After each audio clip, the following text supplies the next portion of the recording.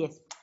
Thank you for the introduction. That's probably the longest introduction that I've ever had to speak before. Yes, and very honored as well that you are not just speaking your pride verbally, you are wearing it. You see. Uh, like Zoom calls are traditionally done these days.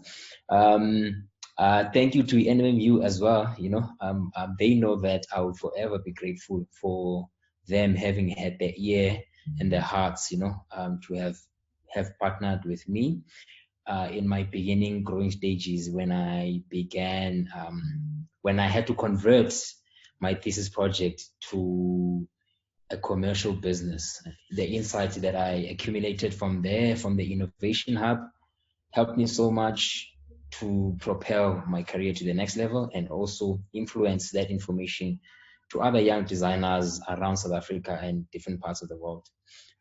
So yeah, at least from an academic level, uh, NMU has been very relevant as well. Like I don't want to acknowledge the innovation hub only. The Department of Fashion Design and Textile and the Department of Arts, both of them that I went to, have been super instrumental. What I can fairly say is I've gone and spoke and visited institutions around the world. I think that our design and arts department have some of the strongest in the world. They should never doubt the credibility of their curriculum. Yeah. So as a way of introduction, I'm gonna take my story a bit way back by referencing a few images. I've got I prepared a small presentation here. I hope everyone can see it. Yes, yes, we can see it. So basically, this is when I started fashion. I'm trying to scroll down. So I started having a passion for fashion and textiles when I was young in high school. My old sister, which is the lady in a black jersey on the left image, used to make custom-made pieces for clients. I used to proudly, on the right, that is me, model for her. And the whole idea of being a fashion designer wasn't really there at that time. I was basically making jerseys from home and trying to discover what this textile design that people often speak about, and not knowing that the knitwear that I actually had learned from my late mother was what would be the ultimate textile that I would have had an opportunity to learn about at a very profound level through my degree at Nelson Mandela University. I grew up in a small community called Kwadwesi, where as a creative or anyone that is trying to pursue a career in design would be a black sheep, because everyone expects you to be an accountant or a doctor or one of the prominent career choices that were out there. But I remember when I was at the arts department, they would ask us, what do we actually want to do? And I would raise my hand and say, I want to do textile design. And I'd be the only one out of about 250 students. Fast forward to my last year of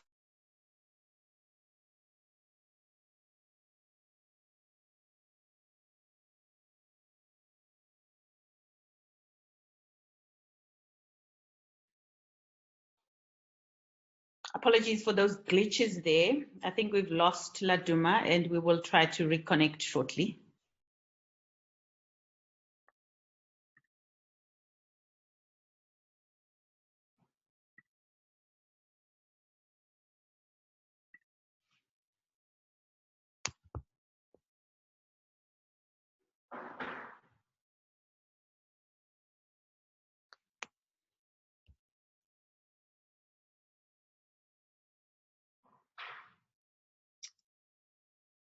Apologies, colleagues. Laduma is reconnecting.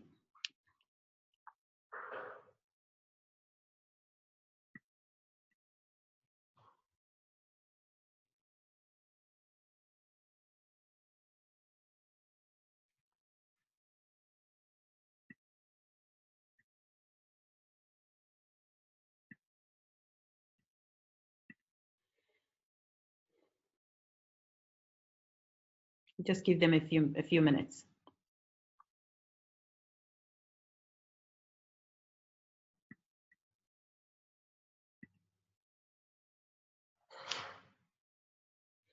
Just to remind participants that you can post your questions on the chat box, and I will pose them to Laduma once he's finished with his presentation or narrating his story.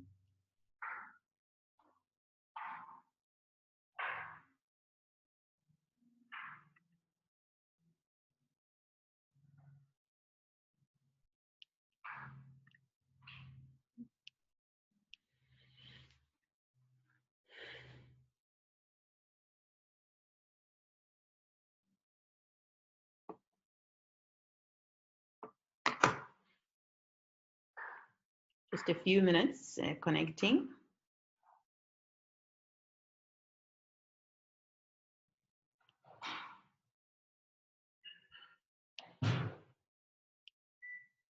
We apologize for this glitch.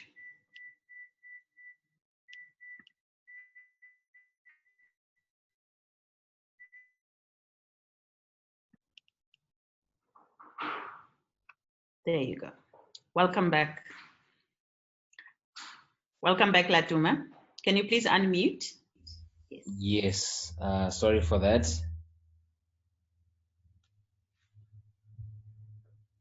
Can the host share? You may please reshare your screen, please. All right, on it. Um, Can you enable me to share my screen, because it says host disabled attendee screen sharing?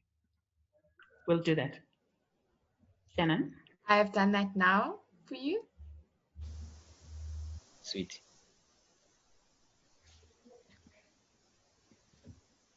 Okay. We're back in business. Can everyone hear me? Yes, perfectly. Thank you, Laduma. All right. So as I mentioned, this is what I wanted to change, because the popular brand that everyone was aspirational to is Springlow Scotland, which is these diamond shaped argyle motifs that are super popular. So basically, the fact that I already had the experience of knitwear design and manufacturing from that I learned from home, I already was within reach of resources such as wool and mohair, that are the materials that are popular for using these type for making these type of pieces. I didn't really struggle much to actually realize my idea into life. This is an example of where mohair comes from, and I got a sponsorship from the mohair board, mohair South Africa, and got sponsorship from Cape Wools South Africa as well, to create the so-called project that I had presented to them, that I felt it would make an impact in the design industry. And my primary focus was, of course, in Port Elizabeth, because PE is the hub of wool and mohair. We have the biggest mohair industry in the world and the biggest wool industry in Africa.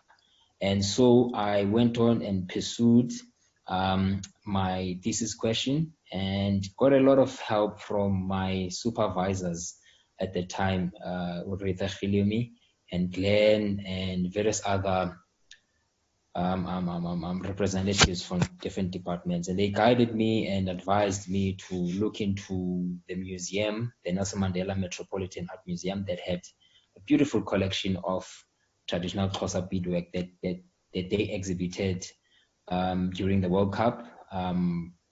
So I went there and opened up a few cupboards and started getting excited, because I could explore a lot from these designs and actually create an aesthetic that can be interpreted in a multiple number of ways. Because as you might know, with us Xhosa people, we have about plus minus 250 clans that we are subdivided to. I am personally from the Mbondo clan, and each and every clan has its preferential color combinations and patterns. For instance, the ones that you see here on the screen, they specifically come from a group called Amamfeng, who preferred like a lot of pinks. So with those references, I then picked them up and started playing around them in design and converted them in form of patterns and motifs, and started exploring a number of designs that were easily interpretable into various other forms of not just knitwear.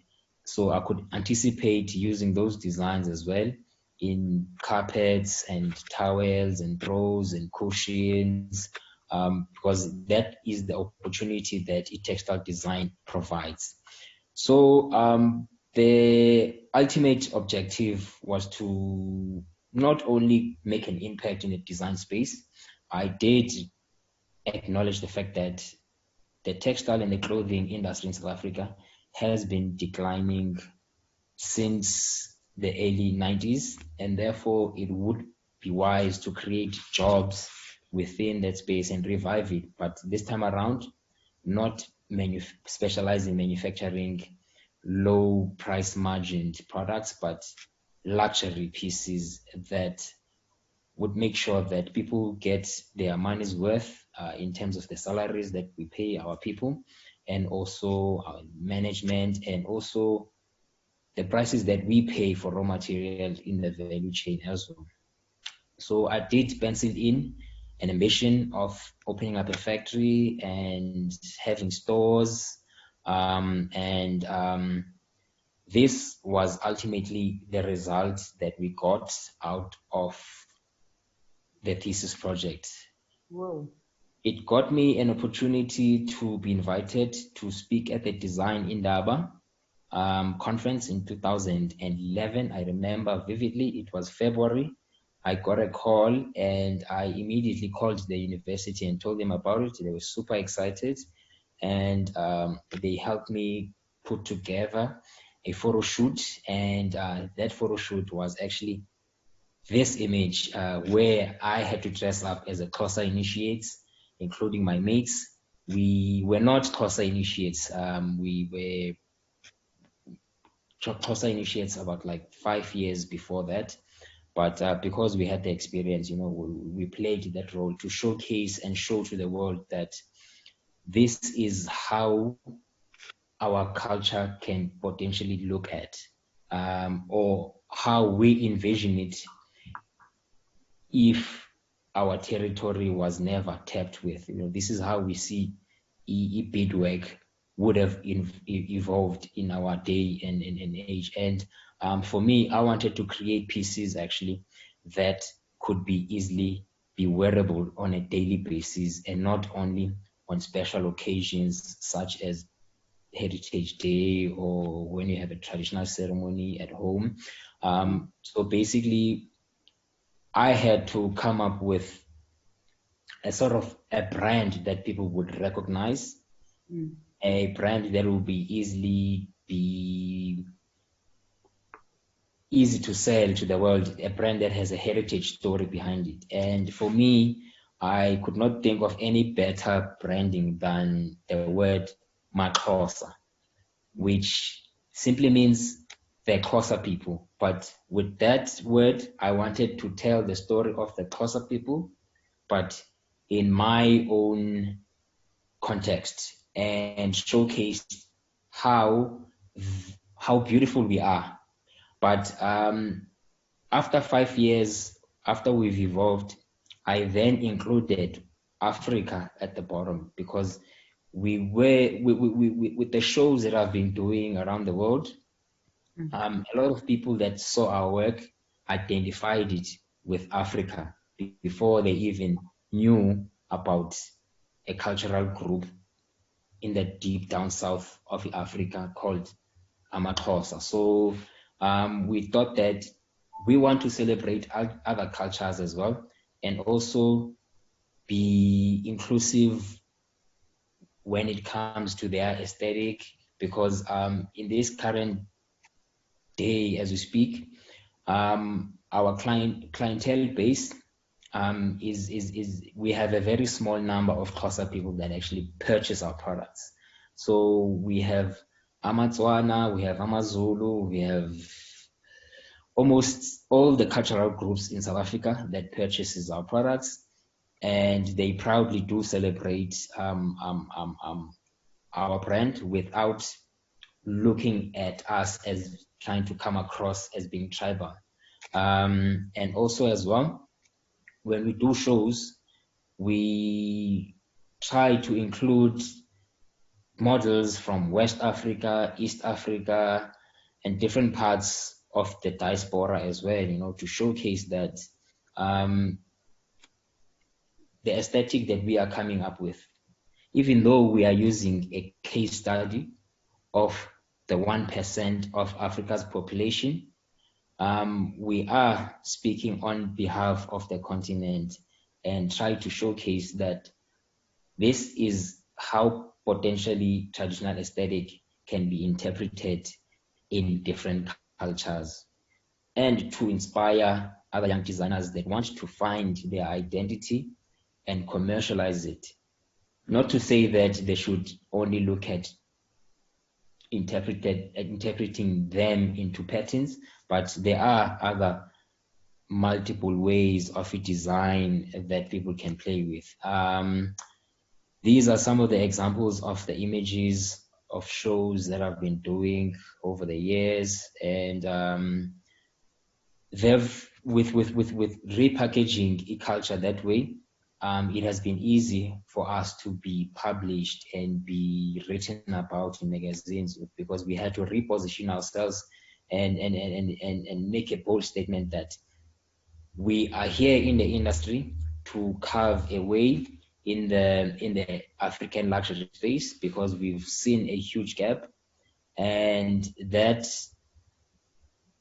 journey that we took attracted the likes of Alicia Keys, Beyonce, Ubuntu Mzamo, Brahug Masekele, Amafikizolo, Ricky Rick, and multiple other figures to actually want to be associated with that aesthetic as a way of them telling a story of where they truly come from.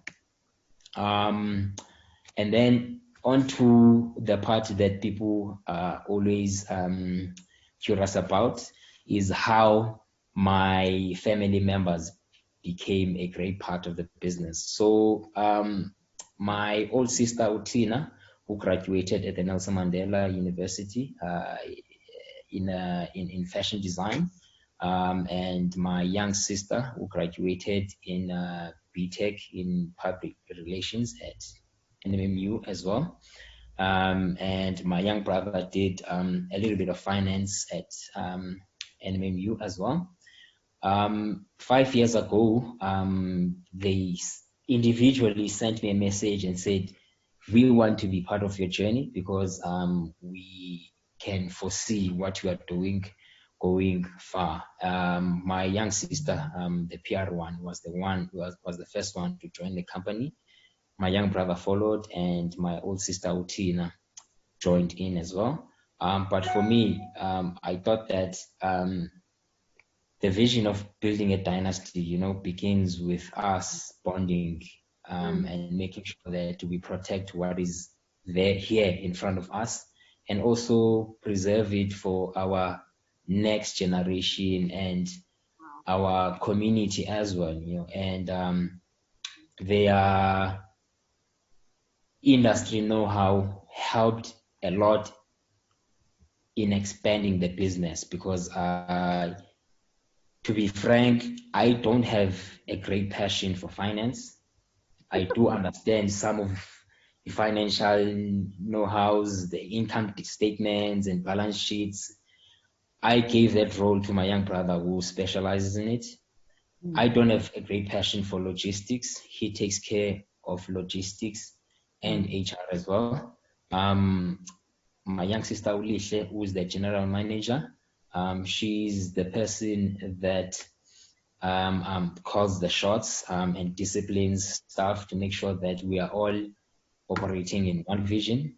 My old sister Utina is the production manager that makes sure that the products are produced on time they are good quality, and she also heads up our atelier department where we create customized pieces for our clients. And these are some of the clients that have been voting with their money, and this is the type of conviviality that we've built with them and created smile on their faces. Sistandi is one of them.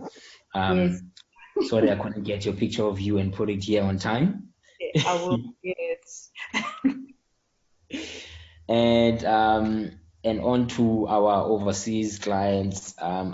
People have also a misconception, I don't know why, that we don't create oversized pieces. So this is a reference that we often show our clients, that we are inclusive when it comes to size as well.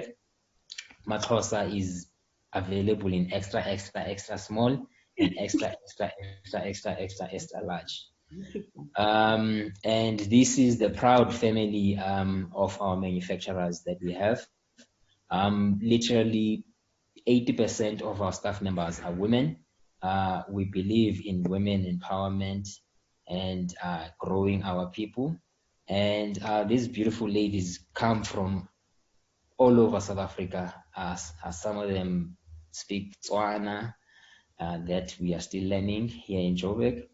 They speak Pedi, Swati, some come from Zimbabwe. So we've got a melting pot of multiple cultures in one space, and trying to make sure that we share each other's cultures and celebrate one another. Thank you.